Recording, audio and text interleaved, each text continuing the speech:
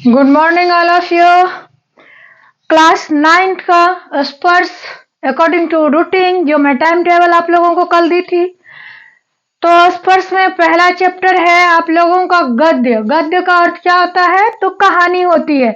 तो वर्ग नम्मा स्पर्श पाठ 1, शीर्षक का नाम दुख का अधिकार, लेखक यशपाल जी, इनका जन्म 1903 ईस्वी, मृत्यु 1976, यानी जन्म 1903, मृत्यु 1976।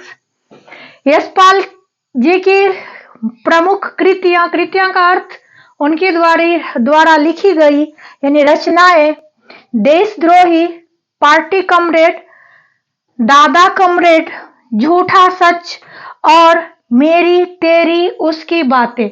मेरी तेरी उसकी बातें पर इनको साहित्य अकादमी पुरस्कार से सम्मानित किया गया।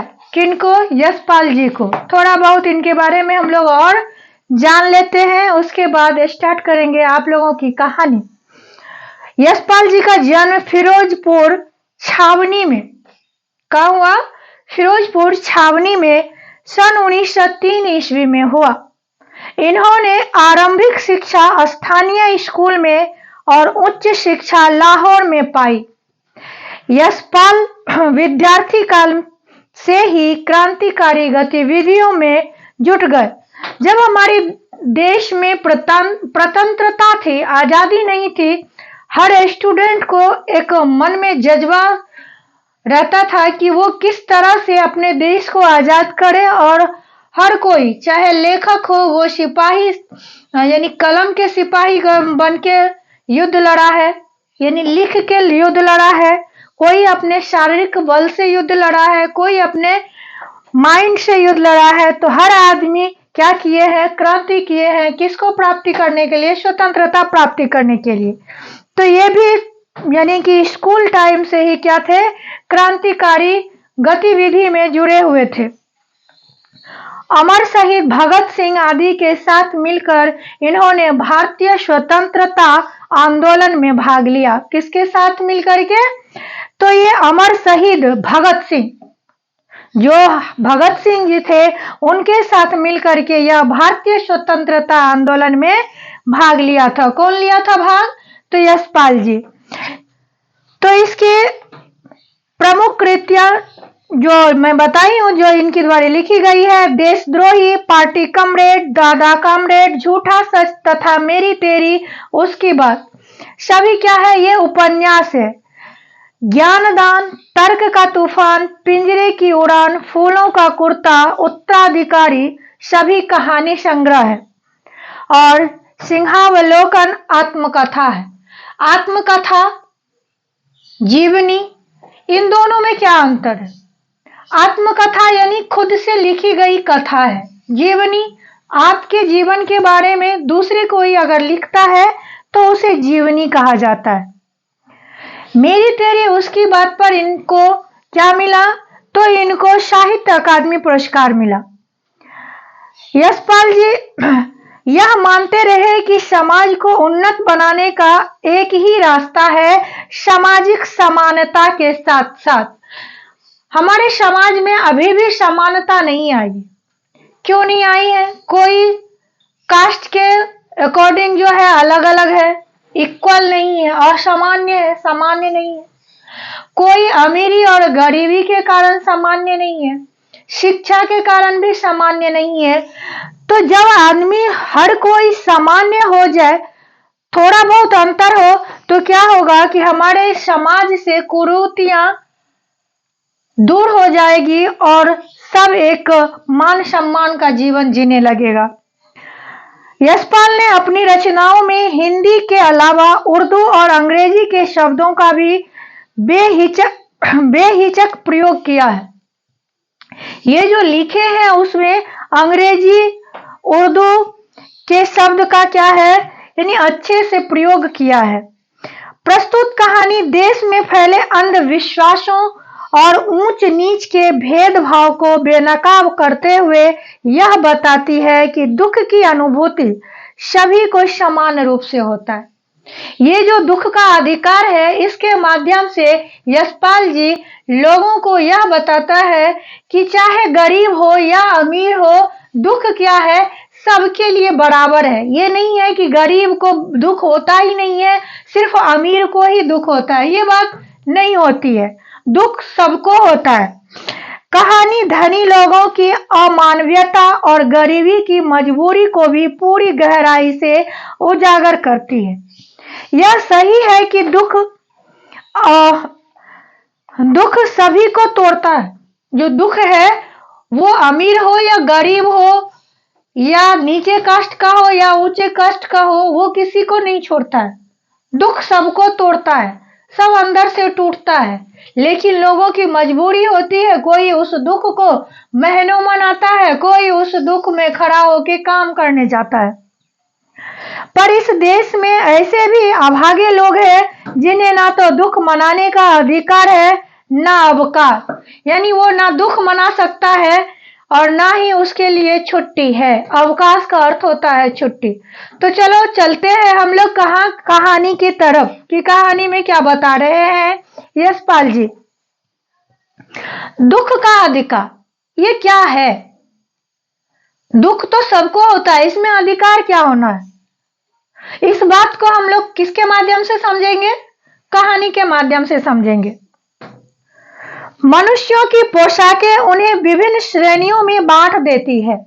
जो मनुष्य का पहनावा है, ये मनुष्य को अलग अलग श्रेणी में बांटती है। प्रायः पोशाक ही समाज में मनुष्य का अधिकार और उसका दर्जा निश्चित करती है। हमारी जो पहनावा है, इससे पता चलता है कि ये अमीर है और ये गरीब है, ये धुतकारने योग्य है और ये सम्मान देने योग्य है। आप देखते होंगे कि बड़े घराने के लोग बहुत महंगे महंगे ड्रेस पहन के आते हैं और उसको बड़े सम्मान दिया जाता है। वहीं अगर हम और आप पहुंच जाएं तो आप अगर फटे चीटे कपड़े पहन के पहुंच जाए तो हम लोगों को वहीं से गेट से बाहर ही गेट आउट कर दिया जाता है। ये कौन बांटती है? तो हमारी पोशाकें। किसके अनुसार? तो यशपाल जी के अनुसार। वह हमारे लिए अनेक बंद दरवाजे खोल देती है। हमारी जो पहनावा है उसको देख करके लोग हमको मान सम्मान देता है। यहाँ तक डॉक्टर के यहाँ जाइए, अगर आपका पहनावा अच्छा है तो पहले आपको देखेगा, बाद में उनको देखेगा जो गरीब तबके के हैं। ऐसी भेदभाव हमारी समाज में अभी भी विद्यमान है। परंतु कभी ऐसी भी परिस्थिति आ जाती है कि हम जरा नीचे झुककर समाज की निचली श्रेणियों की अनुभूति को समझना चाहते हैं। कभी ऐसी भी स्थिति हो जाती है हम जो बड़े लोग हैं उनके लिए कि वो चाह तो रहे हैं कि जो गरीब आदमी है उसको क्या कष्ट है, क्यों कष्ट है, लेकिन उसमें क्या अड़चने आ जाती है? तो उसकी पोशाक, उसकी पहनावा, उस समय यह पोशाक ही बंधन और अड़चन बन जाती है। जब हम जानना चाहते हैं नीचे तबके के लोग के बारे में, तब हमारी पोशाक हमको झुकने नहीं देता है, अर्थात हमें उनसे बात करने नहीं देता है। जैसे वायु की लहरें कटी हुई पतंग को सहसा भूमि पर नहीं गिर जाने देती। जब पतंग कट जाती है तो उसको जो है वायु, हवा जो है वो उड़ाते रहती है, उसे नीचे गिरने अचानक नहीं देती है। उसी तरह हमारी जो पोशाकें हैं वो हमको इजाजत नहीं देती है कि उन आदमी को जो कचरा चुन रहा है, जो कि बेहाल है, उससे जाके कुछ पूछने के लिए, उसकी मदद करने के लिए। उसी तरह खास परिस्थितियों में हमारी पोशाक हमें झुक सकने से रोके रहती है। बाजार में फुटपाथ पर कुछ खरबूजे डलिया में और कुछ जमीन पर बिक्री के लिए रखे जान पड़ते थे। जो बाजार है उसमें कुछ खरबूजा फुटपाथ पर डलिया में था और कुछ जो था वो जमीन पर बिखरी थी, बिक्री के लिए रखे जान पड़ते थे। जो डलिया में था वो क्या था? बिक्री के लिए, यानी बेचने के लिए। बिक्री का अर्थ बेचने के लिए रखा हुआ था। खरबूजों के समीप एक अधेड़ उम्र की औरत बैठी रो रही थी। और जो खरबूजा बेचने के लिए रखा हुआ था, वहां पे एक औरत खरबूजे के सामने बैठी हुई रो रही थी और उसका एज बहुत ज्यादा भी नहीं थी, कम ही एज था, यानी अधेड़ था, मध्य एज का था। खरबूजे बिक्री के लिए थे, परंतु उन्हें खरीदने के लिए कोई कैसे आगे बढ़ता। जो खरबूजा था वो बेचने के लिए था, लेकिन उसको खरीदने के लिए कोई भी आगे नहीं बढ़ रहा था। यह क्वेश्चन था कि कैसे आगे बढ़ता। खरबूजों को बेचने वाली तो कपड़े से मुंह छिपाए, सिर को घुटनों पर रखे फफक फफक कर रो रही थी। जो खरबूजा बेच रही स्त्री थी, वो अपने सिर को नीचे झुका करके फटे हुए कपड़े से मुंह ढक करके रो रही थी, फपक फपक कर। पड़ोस की दुकानों के तख्तों पर बैठे या बाजार में खड़े लोग घृणा से उसी स्त्री के संबंध में बात कर रहे थे। लोगों को तो एक मौका चाहिए कि आपको किस तरह से नीचे दिखा सके। उसी तरह उस स्त्री के बारे में बाजार के लोग, दुकान पे बैठे हुए लोग उस स्त्री के बारे में बात किए जा रहे थे। उस स्त्री का रोना देखकर मन में एक व्यथा सी उठी, पर उसके रोने का कारण जानने का उपाय क्या था। जब लेखक उसको देखे यशपाल जी, तो इसके मन में एक दुख सा उठा, लेकिन उस दुख को जानने का क्या उपाय था।